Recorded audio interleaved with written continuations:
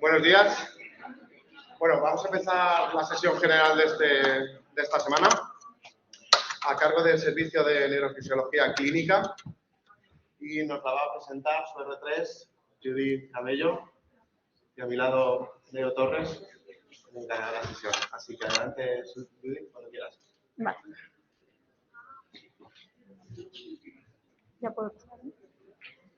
Vale, pues vamos a dar una charla sobre la monitorización neurofisiológica intraoperatoria. Va a consistir en 3 partes. Primero voy a hablar sobre la monitorización intraoperatoria, lo que es, en qué consiste y cómo la realizamos de forma breve. Después voy a contar algunos aspectos sobre la experiencia que hemos tenido en el Hospital Universitario de Toledo y luego voy a mencionar algunos detalles sobre un proyecto que está en desarrollo para el futuro. Para empezar, voy a definir lo que es la monitorización neurofisiológica intraoperatoria. Consiste en una serie de técnicas neurofisiológicas que permiten valorar la integridad funcional de ciertas estructuras nerviosas durante las cirugías. Lo que caracteriza a una buena monitorización neurofisiológica intraoperatoria debería ser una alta sensibilidad y especificidad, una rápida detección de los cambios para poder detectar las señales que indiquen posibles déficits neurológicos y poder ser terapéutico, es decir, si es necesario cambiar el curso intraoperatorio para evitar que estos daños neurológicos sean irreversibles. Además, proporciona orientación funcional al cirujano, podemos utilizarla para localizar ciertas estructuras nerviosas que sean de interés durante la cirugía y también ayuda a establecer un pronóstico neurológico antes del despertar, o sea, establecer un pronóstico sobre el estado neurológico del paciente al despertar. Estas técnicas las realizan neurofisiólogos que realizan todas las técnicas implicadas en la monitorización. Y la mayoría de ellas, además, las realizamos normalmente con algunas características diferentes en pacientes ambulatorios en la consulta. La monitorización intraoperatoria engloba distintas técnicas que utilizamos de forma conjunta y las distintas series más comunes de técnicas que utilizamos pueden englobarse en distintos grupos. En primer lugar, el grupo de técnicas que utilizamos para monitorizar a lo largo de toda la cirugía, que son técnicas que van a registrar respuestas neurofisiológicas de forma continua sin necesidad de la intervención del cirujano, que son todas estas. Después tenemos un segundo grupo, las llamadas técnicas de mapeo, que se usan para localizar estructuras nerviosas concretas, identificarlas, hacer una evaluación funcional de ellas y se utilizan en momentos puntuales para localizar a lo largo de la cirugía. Implican parar la cirugía en ese momento para localizar esa estructura nerviosa. Y existen otros tipos de técnicas en las que no voy a poder meterme, por ejemplo, la electrocorticografía en cirugía de la epilepsia o el papel de la monitorización en la estimulación cerebral profunda, de lo que sí hablaremos brevemente al final de la charla. Para empezar, voy a definir brevemente las técnicas que usamos de forma continua a lo largo de la cirugía para monitorizar, empezando por los potenciales evocados somatosensoriales, que fundamentalmente reflejan la actividad de las columnas medulares dorsales, que son las que llevan las aferencias estereoceptivas y propioceptivas del sistema somatosensorial. Para evocarlos, lo que hacemos es estimular, un nervio periférico, normalmente un nervio mixto. Solemos usar el tibial posterior para miembros inferiores o el mediano cubital para miembros superiores. Y luego las respuestas las podemos registrar en distintos puntos de la vía sensitiva. Podemos registrarla en el propio nervio, podemos registrarla en el plexo, por ejemplo, en el punto de ERF, podemos registrar respuestas del plexo braquial y ver daños que se produzcan en el plexo braquial por la propia posición del paciente durante la cirugía. También, aquí en el plexo de ERF, también podemos registrar las respuestas en las columnas medulares dorsales y a nivel de la corteza cerebral sensitiva. Estos potenciales, los somatosensoriales, los evocamos de forma continua a lo largo de toda la cirugía porque para producirlos el paciente no se mueve, entonces podemos realizarlos constantemente. Pero los potenciales evocados somatosensoriales solo reflejan la actividad de las columnas medulares dorsales, es decir, que no garantizan la indemnidad de la vía motora, por ejemplo. Esto podría generar falsos negativos, en los que el paciente despertaría con un déficit motor y no no habríamos visto un cambio en los potenciales somatosensoriales en toda la cirugía. Y por eso siempre usamos varias técnicas de forma continua, nunca una por separado.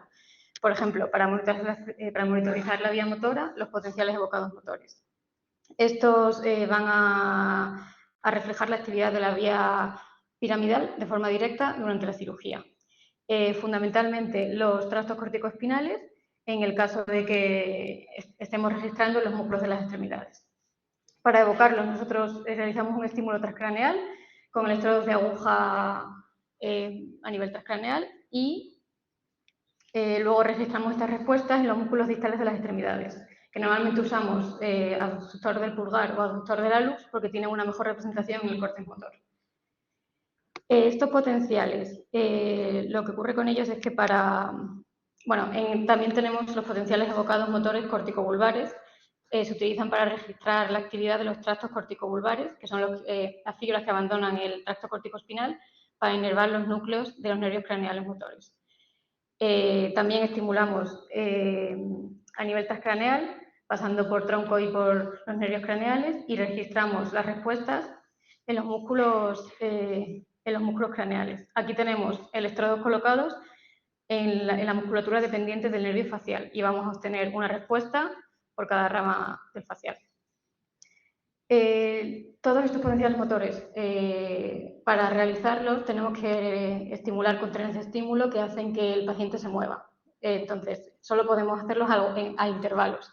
Tenemos que avisar antes al cirujano, preguntar si se puede mover el paciente y realmente solo podemos valorar la vía motora cuando lo estamos realizando. O sea que entre esos intervalos, si se daña una estructura motora, no lo vamos a poder ver hasta que volvamos a realizar los potenciales evocados motores.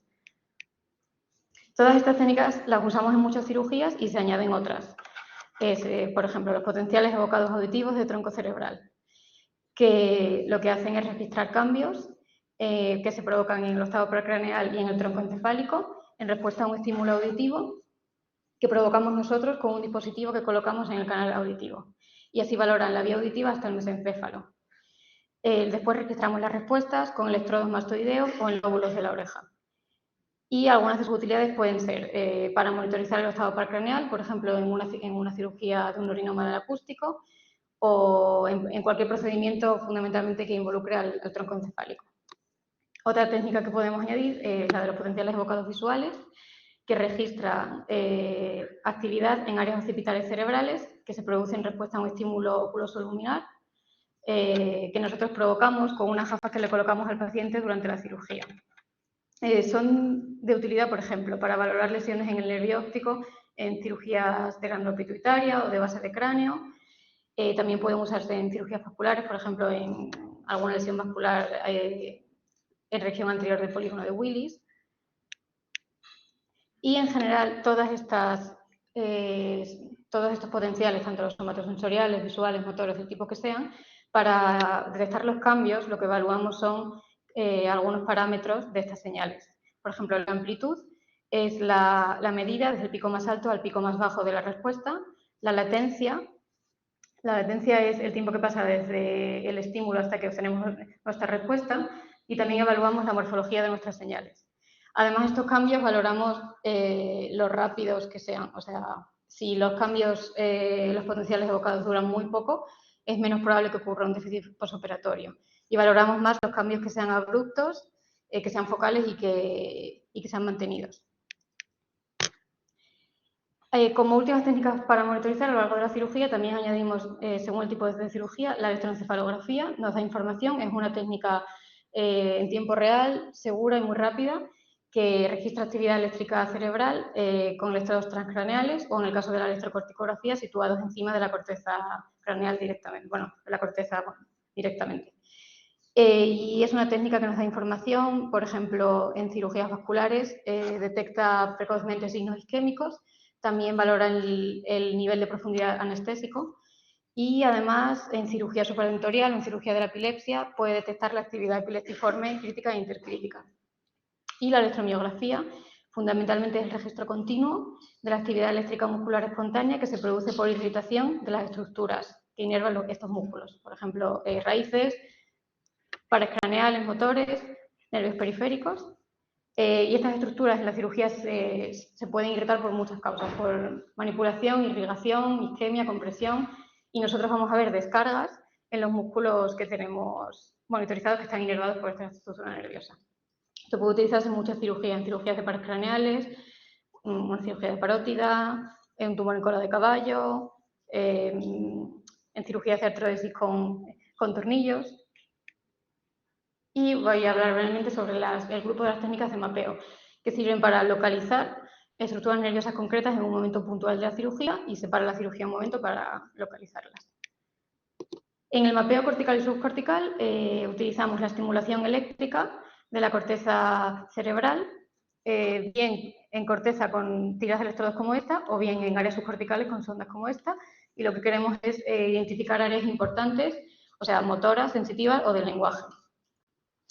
Esto se puede hacer bajo anestesia general o con anestesia consciente. Para identificar las áreas sensitivas tenemos una técnica, por ejemplo, en la que con una tira de electrodos cortical estimulamos un nervio periférico contralateral al hemisferio intervenido y podemos localizar el surco central de Rolando que separa corte sensitivo y motor y así localizar ambos cortes y la idea es ayudar a que se preserven durante la cirugía e intentar ayudar a elegir la vía de abordaje quirúrgico. También podemos aplicar trenes de estímulo en corteza motora y así identificar las áreas motoras y fundamentalmente poder monitorizar la vía corticoespinal a lo largo de una cirugía supratentorial. Y el objetivo de estas técnicas sobre todo es dibujar los bordes, o sea, la topografía de una zona, que esto es importante en cirugía de neurooncología o en cirugía de la epilepsia. Otras técnicas que tenemos para mapear la electromiografía estimulada consiste en la estimulación eléctrica de un tracto nervioso motor o mixto para obtener respuestas en la musculatura tributaria de esta estructura. Por ejemplo, aquí podemos monitorizar el nervio facial en una cirugía de parótida. Nosotros cogemos la sonda, estimulamos el nervio facial, vemos que es ese, vemos que funcione. Aquí vemos que tenemos monitorizados, es decir, tenemos electrodos en varios músculos, en el macetero, en orbicular de los ojos, orbicular de la boca, en el mentón, también tenemos monitorizado el nervio vago a nivel de las cuerdas vocales y vemos respuestas solo en esos dos músculos porque estamos estimulando la rama inferior del nervio facial. Otras técnicas que podemos utilizar, los estudios de conducción nerviosa, fundamentalmente se usan en cirugía de nervio periférico para monitorizar la función de un segmento de un nervio cualquiera, sea sensitivo, motor o mixto. Y también podemos mapear los núcleos motores del tronco del cuarto ventrículo en cirugías que involucren al tronco encefálico. Ahora, ¿cuándo está indicada la monitorización? Realmente la monitorización estaría indicada en cualquier proceso que conlleve un riesgo de déficit neurológico y esto involucra a muchos tipos de cirugías. Lo que hacemos nosotros en las cirugías es utilizar varias técnicas de las que he mencionado antes de forma conjunta, nunca una por separado. Y las vamos a elegir en función del tipo de cirugía. Por ejemplo, en una cirugía de canal cervical, pues utilizaríamos potenciales evocados somatosensoriales, potenciales evocados motores, la electromiografía continua y, por ejemplo, si es una cirugía de escoliosis, añadiríamos la estimulación de tornillos pediculares. O si es una cirugía de un tumor medular que haya deformado la anatomía de la médula, podemos mapear las columnas medulares dorsales para identificar la línea media y mejorar la vía de abordaje del tumor. Por ejemplo, también en cirugías cerebrales en troncoencefálico, pues en una cirugía de un tumor cerebral utilizaríamos también potenciales evocados somatosensoriales y motores de miembros y también los potenciales evocados corticovulvares. Y según donde se localice el tumor, podríamos añadir, por ejemplo, potenciales evocados visuales. Y podremos añadir un mapeo de áreas motoras cortical o subcortical. En cirugías vasculares, sea un aneurisma o sea una cirugía de carótida, también utilizamos somatosensoriales, motores y añadiríamos la electroencefalografía, que es muy importante para detectar signos precoces de isquemia. Y según la localización, si se localiza, por ejemplo, en el polígono de Willis, podríamos añadir también potenciales evocados visuales. En nervio periférico también hay muchos ejemplos. Podemos monitorizar eso espacial en una cirugía de parótida o en una cirugía de tiroides.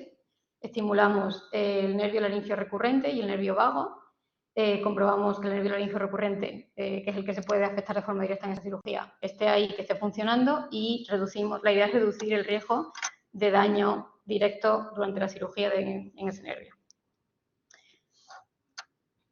También podemos monitorizar el nervio ciático en cirugías acetabulares o en cirugías pélvicas. Bueno.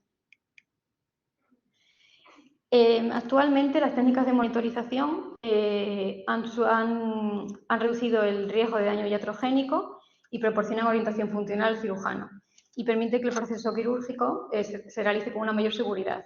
Además, se reducen los costos de atención de sanidad y aumenta la calidad asistencial. Y desde que apareció la monitorización multimodal ha aumentado la seguridad y la eficiencia de los procesos quirúrgicos, y esto se ha demostrado con un nivel de evidencia de clase 2. Tenemos, se han publicado numerosos estudios durante los últimos 20 años analizando este aspecto, pero existe un consenso en que las técnicas, tanto las de monitorización como las de mapeo por separado, tienen una sensibilidad variable según las series, pero la monitorización multimodal tiene una alta sensibilidad y especificidad de hasta el 100 y 99%. Además, una intervención precoz lo que consigue es reducir el riesgo de daño postoperatorio permanente. Y existen numerosas revisiones y metaanálisis que demuestran la alta sensibilidad que tenemos al usar las técnicas en conjunto frente a las técnicas por separado. Para, además, mejorar los resultados de esta monitorización multimodal, tenemos que es muy importante una comunicación multidisciplinar. Nosotros tenemos, fundamentalmente entre el equipo quirúrgico, anestesiología y neurofisiología en el quirófano. Hay una gran variedad de factores farmacológicos, anestésicos y no farmacológicos sistémicos que van a afectar a las señales de la monitorización, y tenemos que tener una comunicación muy fluida para funcionar bien. Uno de estos factores es el tipo de anestesia utilizado y la profundidad. Por ejemplo, los gases halogenados o el óxido nitroso provocan una disminución de la amplitud de los potenciales somatosensoriales y los hacen no monitorizables. Y los bloqueantes neuromusculares eliminan las respuestas de los potenciales evocados motores y del electromiograma. Entonces, es mejor, si se puede, utilizarlo solo de acción corta al inicio de la cirugía, por ejemplo, durante la intubación, de forma que el régimen anestésico óptimo que se recomienda es la perfusión continua de propofol, solo o en combinación con agentes opiáceos intravenosos, intentando limitar el uso de bloqueantes neuromusculares si la estabilidad del paciente lo permite, en la medida de lo posible. Además, nuestras técnicas también son sensibles a muchos otros factores sistémicos, como la presión arterial, la temperatura central, perfusión tisular y muchos artefactos por campos magnéticos, por el bisturí eléctrico. También hay que tener en cuenta otros aspectos, como que cuando llegamos nosotros al quirófano tenemos que colocar muchos electrodos en muchos sitios diferentes y comprobar que funcionen, y esto aumenta el tiempo de preparación antes de la cirugía. Y también nos viene bien la colaboración. Bueno, tenemos que colocar también nuestros aparatos en sitios que no molesten a anestesia ni cirugía. Nos viene bien también la colaboración para colocar algunos dispositivos. Por ejemplo, aquí tenemos en el tubo endotraqueal, podemos colocar una tira de electrodos que se usa para monitorizar el nervio vago y tiene que quedar a nivel de las cuerdas vocales. También colocamos, por ejemplo, electrodos de aguja en el pelo del paladar o en lengua para monitorizar los nervios glosofaríngeo y hipogloso. Y la comunicación multidisciplinar es también incluso con otros servicios. Por ejemplo, en las cirugías de carótida se completa la monitorización con neurología, que utiliza el Doppler transcranial. Por último, voy a comentar brevemente algunos efectos secundarios y contraindicaciones que tiene la monitorización, que en general es una técnica muy segura, pero algunos de los que se han descrito son mordeduras orales, en lengua o labio por contracción de los músculos maseteros durante la estimulación eléctrica. Por eso siempre ponemos un mordedor de protección. De forma más episódica se han descrito fracturas de dientes o fracturas en mandíbula o fracturas del tubo endotraqueal, pero eso es muy raro. También quemaduras, hematomas por la colocación de electrodos de aguja, lesiones en el campo quirúrgico que pueden producirse por movimientos del paciente durante la estimulación eléctrica. Crisis epilépticas que suelen ser autolimitadas cuando se acaba el estímulo eléctrico. Si siguen, se puede poner suero frío sobre la corteza o se puede aplicar medicación. Y con respecto a los dispositivos electrónicos implantables como marcapasos, estimuladores del vago, estimuladores cerebrales, la corriente transcraneal puede interferir con la corriente de estos dispositivos, pero esto realmente no existe una contraindicación absoluta, sino que hay que valorar el riesgo de forma individual. Por ejemplo, si tiene un marcapasos, hablar con cardiología. Y bueno, en general son todos de muy baja incidencia. ¿Y cuál ha sido la experiencia que hemos tenido en el Complejo Universitario de Toledo? Pues se empezó a monitorizar en el servicio de neurofisiología antes de 2017 y el número de peticiones que hemos tenido por año está aumentando a un ritmo bastante importante. O sea, monitorizamos menos de 50 pacientes en 2017 y en 2022 pues hemos monitorizado más de 190. De hecho, en marzo de 2022 ya llevamos más pacientes monitorizados que en todo 2017. Y fundamentalmente hasta ahora hemos hecho casi todas las monitorizaciones con neurocirugía. También hemos monitorizado desde el inicio con traumatología y en los últimos 2 años también se ha unido cirugía vascular, aunque hay muchos servicios con los que podríamos colaborar. Y hemos hecho muchos tipos de procedimientos, los más frecuentes, pues tumorectomías supratentoriales o cirugías vasculares de lesiones ya sean cerebrales, en tronco de encéfalo, medulares, o cirugías de columna, artrodesis, corpectomías, pero también en arterectomías o cirugías de endoprótesis aórticas. O sea, hay muchos tipos realmente que aquí no están representados. Y ahora voy a hablar brevemente, voy a poner 2 ejemplos nuestros para ejemplificar de forma sencilla cómo monitorizamos. Aquí tenemos una mujer de 40 años que va a ser intervenida por parte de neurocirugía por una discopatía C5 C6 con mielopatía asociada y se va a hacer una corpectomía. Entonces, para monitorizar lo que vamos a utilizar son los potenciales somatosensoriales y motores de miembros y la electromiografía continua. Cuando nosotros hacemos potenciales, aquí tenemos esta línea verde, es el potencial basal que hemos hecho con el paciente en decúbito supino antes de la colocación quirúrgica y antes de nada. Y luego, en esta línea vertical van apareciendo los potenciales que vamos evocando a lo largo de la cirugía, o sea, como una línea temporal. Aquí vemos que tras la colocación quirúrgica, tras la colocación cervical para la cirugía de la paciente, los potenciales se desdibujan, o sea, no han desaparecido, pero están peor dibujados. Entonces, cuando vemos cambios en los potenciales, tenemos que saber primero que no se deba a algún aspecto técnico, como que se ha salido un electrodo o sea, algún artefacto. También que no haya habido cambios anestésicos, que no hayan puesto un bolo de anestesia o que no haya habido cambios sistémicos importantes en presión o en temperatura. Y luego pensamos que pueden ser debidos a daños producidos por la posición del paciente durante la cirugía o daños producidos por la propia cirugía. Porque la función medular puede alterarse por maniobras de tracción y de estiramiento durante la posición prequirúrgica, o sea, durante la colocación del cuello para la cirugía. Y en este caso, los potenciales caen justo tras colocar al paciente para la cirugía y tras recolocar, adaptar esa posición, se vuelven a recuperar y ya se mantienen sin cambios estables hasta el cierre quirúrgico, por lo que no esperamos que haya ningún déficit neurológico posoperatorio. Y así, de esta forma, hemos evitado un daño con una maniobra muy sencilla y por eso en todas las cirugías de columna en las que exista un riesgo de afectación medular cervical, se recomienda primero realizar unos potenciales, bueno, los basales siempre los realizamos, pero también unos inmediatamente antes de la colocación del cuello y luego otros justo después para ver si hay cambios. En este otro caso tenemos una mujer de 70 años que va a ser intervenida por neurocirugía para clipaje de un aneurisma de ACM derecha. Y para monitorizar también vamos a utilizar los potenciales evocados somatosensoriales y motores de miembros y vamos a añadir la electroencefalografía.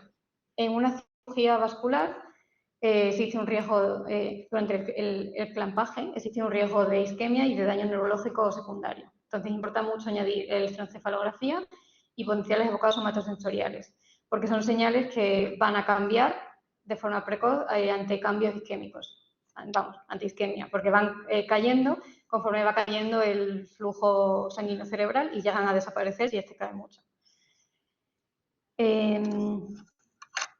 Entonces, aquí lo que ocurre es que a los 5 minutos de colocar el clipaje temporal, observamos que desaparecen los potenciales, porque eso también es una línea temporal, este es el basal, y estos son los que vamos haciendo de abajo arriba, en este caso, a lo largo de la cirugía. Y aquí, a los 5 minutos de colocar el clip temporal, desaparecen los potenciales somatosensoriales contralaterales al hemisferio intervenido. Y tras su retirada y colocación del clip definitivo, vuelven a estar sin cambios, estables durante el resto de la cirugía, por lo que no se espera ningún déficit neurológico al despertar. Una cirugía vascular. Al colocar cualquier tipo de clampaje, si hay una desaparición de los potenciales, esto es un signo de mal pronóstico. Y esto requiere, si es necesario, una intervención, un cambio en el pulso intraoperatorio, por ejemplo, modificar ese clampaje para volver a recuperar los potenciales y evitar un daño neurológico permanente al despertar. Y por último, quería hablar brevemente de otra utilidad que tiene la monitorización intraoperatoria, que es de interés para este hospital porque se va a inaugurar una unidad de cirugía en trastornos del movimiento, que en principio sería para la enfermedad de Parkinson. La estimulación cerebral profunda tiene utilidad en la enfermedad de Parkinson con el objetivo de reducir los síntomas y es un procedimiento neuroquirúrgico que implica la implantación de un electrodo de estimulación cerebral en dianas cerebrales profundas, que son los ganglios basales. Y esto lo realizan con técnicas estereotácticas. Aunque ya existe una aproximación anatómica lo más fiable posible para localizar estas dianas, la monitorización neurofisiológica en quirófano ayuda a tener una aproximación, o sea, sirve de guía para localizar mejor esta diana aportando una evaluación fisiológica. Lo que hacemos es un registro de la actividad neuronal con microelectrodos que van a ir informando, o sea, para localizar fundamentalmente en cirugía de Parkinson el globo pálido interno y el núcleo subtalámico. Entonces, estos microelectrodos se van introduciendo y nos van dando imagen y sonido de la actividad neuronal al ir atravesando los distintos núcleos hasta llegar a la diana. Y esto se hace varias veces para intentar localizar la diana de la forma, una diana que sea lo más eficaz posible y además ver que no aparezcan algunos efectos secundarios que indicarían que está mal colocado. Y el objetivo de hacer todo esto varias veces con microelectrodos es ayudar a localizar mejor el punto en el que se va a colocar el electrodo de estimulación cerebral profunda definitivo. Y aquí participará pues, neurocirugía, anestesia, neurología, también neurofisiología, y ahora nos estamos formando para ello y ha empezado este curso hace poco, que consiste en charlas que se van a dar a lo largo de todo el año hasta final de año, por si alguien lo quiere ver. Y como conclusiones sobre la monitorización intraoperatoria. Resaltar que es una herramienta que ayuda a preservar la función neurológica, sobre todo cuando es multimodal. Y además tiene un valor no solo diagnóstico, también terapéutico, porque debería poder modificar el pulso intraoperatorio cuando van a producirse daños para evitar que se produzcan y que sean irreversibles. Y también tiene valor pronóstico y médico-legal. Y tenemos múltiples campos de aplicación, es decir, que hay muchas especialidades quirúrgicas que se pueden beneficiar de ella y trabajamos de forma multidisciplinar. Esta es la extensión nuestra, por si alguien que no ha monitorizado nunca con nosotros tiene alguna idea, o sea, quiere monitorizar por primera vez, o alguien que ya monitorice si va a hacer una cirugía nueva y no sabe qué podemos aportar, nos puede llamar y hablar sobre qué queréis hacer y si podemos aportar algo a esa cirugía. Y nada, esa es la bibliografía. Y si alguien tiene una pregunta.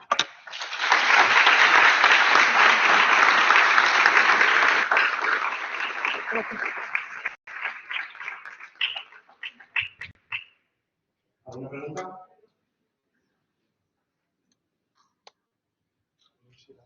Tema poco conocido, preguntas todas. ¿Va por ahí? ¿Nadie? Hola. ¿Es decir algo de ello? No, nada, yo creo que lo ha dicho muy bien Judith. Es una herramienta que se ha ido desarrollando a nivel mundial dentro de los últimos 20 años. En España es verdad que los últimos 10, 12 años es donde ha tenido más importancia. A nivel mundial, España es un sitio muy importante de monitorización porque está feo que lo diga yo, pero la mayoría de los monitorizadores en España son neurofisiólogos, es decir, somos los neurofisiólogos, en el resto del mundo pues son la mayoría de técnicos, entonces abarcamos una cantidad de técnicas que las hacemos de forma habitual y por ende pues los resultados suelen ser mejores. Entonces por eso a nivel mundial España es un sitio muy importante de monitorización. Y pues nada, yo creo que lo he dicho todo, lo ha explicado súper bien, así que ese es nuestro número. Si algún servicio quirúrgico pues quiere sumarse en la monitorización, pues estamos para ayudarlos en lo que necesiten. Pues lo he dicho. Enhorabuena, Judith. Enhorabuena, Leo. Y nos vemos el miércoles que viene en la próxima sesión. Gracias.